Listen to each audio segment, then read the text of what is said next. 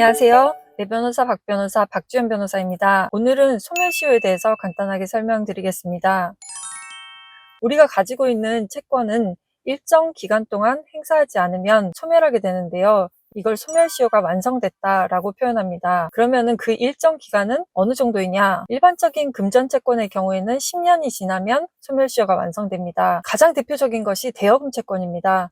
내가 상대방한테 돈을 빌려주고 10년 동안 받지 못했는데 한 번도 10년 동안 갚으라고 얘기한 적이 없었다.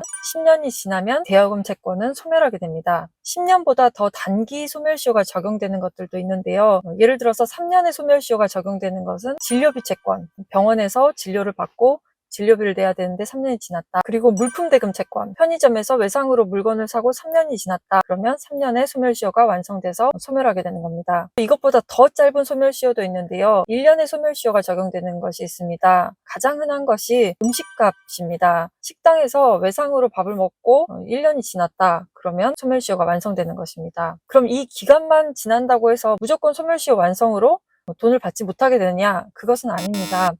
소멸시효를 중단하는 사유가 있습니다. 가장 흔한 것이 상대방에게 돈을 갚아라 라고 얘기를 하고 상대방이 알겠다, 돈 갚겠다 라고 하는 것을 승인이라고 하는데요.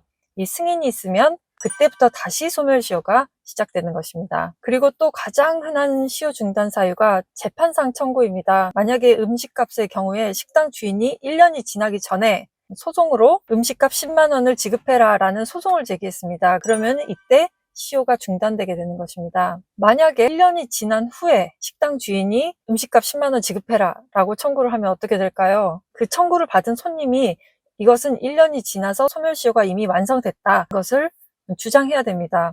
당연히 1년이 지난 후에 청구를 하는 것이기 때문에 소멸시효 완성으로 나는 돈 낼 의무가 없다 라고 생각하고 아무런 얘기도 하지 않고 있으면 법원에서 알아서 판단해 주는 것이 아닙니다. 이 소멸시효 완성으로 이익을 받을 사람이 그것을 주장해야 되는 겁니다. 재판에서 이런 주장을 하지 않았다. 그러면 1년 지난 다음에 청구를 했더라도 돈 지급해라 라는 판결이 나오게 되는 겁니다. 그리고 이렇게 1년에 단기 소멸시효가 적용되는 것들이라고 하더라도 판결을 받아서 확정이 되면 10년의 소멸시효가 적용되게 됩니다. 그러면 또 판결을 받아서 확정이 돼서 10년이 지났다. 그러면은 이제 소멸시효가 완전히 완성되어서 음식값을 더 이상 받지 못하게 되는 걸까요? 그렇지 않습니다. 이 10년이 지나기 전에 시효 중단을 위한 확인소송을 다시 법원에 제기하면 됩니다. 그러면 또 10년을 연장할 수가 있습니다. 일정 기간 동안에 채권을 행사하지 않아서 이렇게 소멸하는 것을 권리위에 잠자는 자라고 하는데요. 내 권리는 내가 잘 행사해서 소멸하지 않도록 해야겠죠. 저는 지금 수원지방법원에 와 있는데요. 오늘 재판이 이 소멸시효와도 관련이 있는 것이어서 간단하게 설명드렸습니다. 그럼 다음 영상에서 뵙겠습니다. 감사합니다.